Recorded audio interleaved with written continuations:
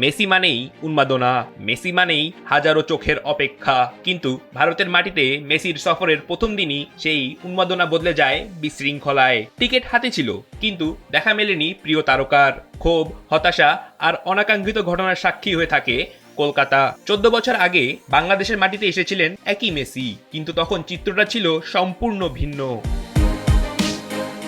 Argentina জাতীয় দলের 2 দিনের সেই বাংলাদেশ সফর ছিল গোছানো ও নিয়ন্ত্রিত।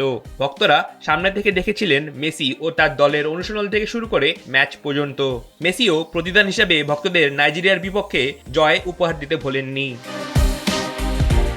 5 সেপ্টেম্বর 2011 সকাল 10:50 বাংলাদেশের মাটিতে অবতরণ করেন লিওনেল মেসির নেতৃত্বাধীন আর্জেন্টিনা দল।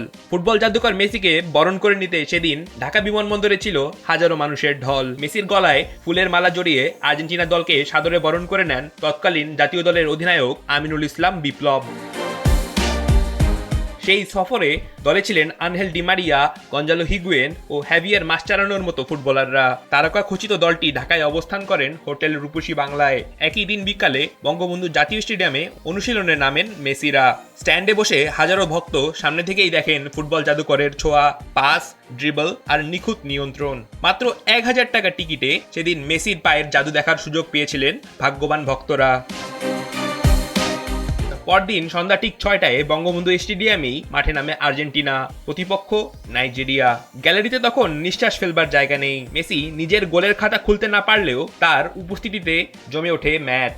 ডি মারিয়া ও গঞ্জালো হিগুয়েনের গোলে সঙ্গে একটি আত্মঘাতী গোল, সব মিলিয়ে 3-1 ব্যবধানে সহজ জয় পায় আকাশী নীলরা। সর্বনিম্ন 3500 টাকা খরচ করেই স্টেডিয়ামে বসে সেই ঐতিহাসিক ম্যাচ উপভোগ করেন ভক্তরা। সেদিন স্টেডিয়াম ছেয়ে গিয়েছিল আকাশী নীল পতাকা আর জার্সিতে। মুহূর্তটা দেখে মনে হচ্ছিল এ যেন ঢাকা নয়, আর্জেন্টিনার ঘরের মাঠেই খেলতে নেমেছেন ইতিহাসের সর্বকালের অন্যতম সেরা ফুটবল জাদুকর লিওনেল মেসি। রাফিদ বিন ইসলাম, সময়ের আলো।